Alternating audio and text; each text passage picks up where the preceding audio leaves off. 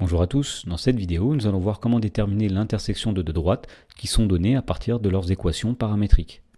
Dans l'exemple, on nous dit que dans un repère OIJK de l'espace, on considère les droites D et D' qui ont pour équation paramétrique, alors pour la droite D c'est x égale 1 plus t, y égale 3 moins 2t, z égale 2 moins t. Et pour la droite D' c'est x égale 3 moins lambda, y égale 2 moins lambda et z égale moins 1 plus 2 lambda. Alors on nous demande de déterminer les coordonnées du point d'intersection de ces deux droites. Alors pour trouver les coordonnées du point d'intersection de ces deux droites, nous allons résoudre un système d'équations. Alors on va se donner un point M de coordonnées x, y, z de l'espace, et on va chercher à quelles conditions le point M appartient à la fois à la droite D et à la droite D'. Et bien dire que le point M appartient à ces deux droites veut dire que ces coordonnées vérifient les deux systèmes d'équations paramétriques qui décrivent ces deux droites. Autrement dit, il existe deux paramètres t et lambda, c'est-à-dire deux nombres réels t et lambda, tels que, alors tout d'abord, l'abscisse de M, c'est égal à 1 plus t, puisque M appartient à la droite D, et l'abscisse de M est aussi égale à 3 moins lambda, puisque le point M appartient à D'. Donc la première équation que nous avons, c'est 1 plus t est égal à 3 moins lambda.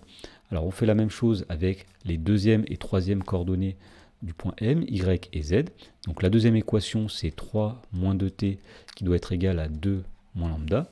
Et la dernière équation, c'est 2 moins t qui doit être égal à moins 1 plus 2 lambda. Voilà, donc il s'agit de résoudre ce système d'équations, c'est-à-dire de trouver les paramètres t et lambda. Alors on va commencer par réécrire ces équations en faisant passer toutes les inconnues à gauche par exemple et toutes les constantes à droite. Alors dans la première équation, donc si on laisse t à gauche, on va obtenir t comme ceci. Si on passe le moins lambda de l'autre côté, donc on va avoir t plus lambda qui va être égal. Donc si on passe le 1 de l'autre côté, on va avoir 3 moins 1, c'est-à-dire 2. Maintenant dans la deuxième équation, donc nous laissons les t à gauche, donc nous avons moins de t.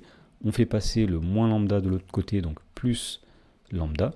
Et nous faisons passer le 3 à droite, donc on obtient 2 moins 3, c'est-à-dire moins 1. Et pour finir, dans la troisième équation, donc nous laissons le t à gauche, donc nous avons moins t.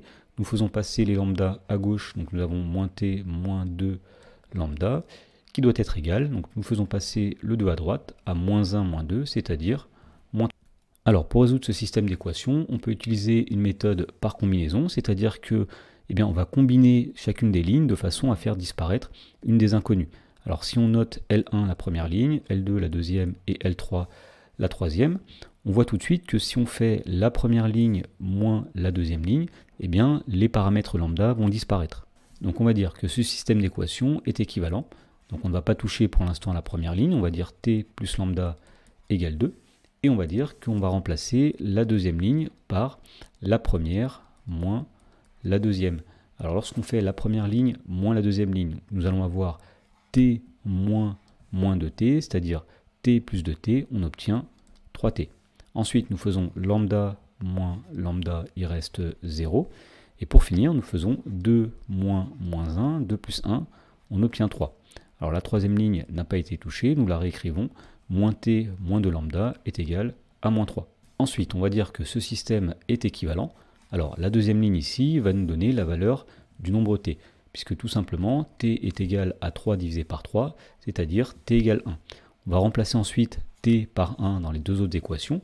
Donc la première équation va devenir 1 plus lambda égale 2, et la troisième équation va être moins 1 moins 2 lambda est égal à moins 3. Alors le système est équivalent, donc ici nous avons lambda qui est égal à 2 moins 1, c'est-à-dire lambda égale 1, t est égal à 1.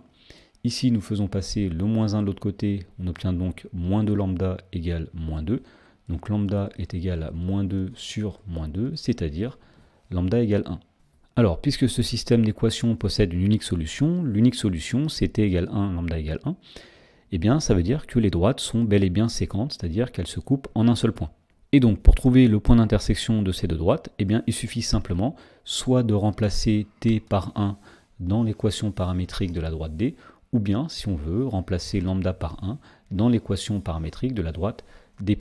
Alors par exemple, si on remplace t par 1 dans l'équation paramétrique de D, ici on va dire que x est égal à 1 plus 1, c'est-à-dire 2, y est égal à 3 moins 2 fois 1, c'est-à-dire 1, et z est égal à 2 moins 1, c'est-à-dire 1. Autrement dit, le point d'intersection, c'est le point M qui a pour coordonnées 2, 1 et 1. Et on peut même vérifier que si on remplace lambda par 1 dans l'équation de la droite des primes, donc nous aurions ici 3 moins 1, c'est-à-dire 2, 2 moins 1, c'est-à-dire 1, moins 1 plus 2 fois 1, c'est-à-dire 1, et on retrouverait effectivement les coordonnées du point M qui sont 2, 1 et 1.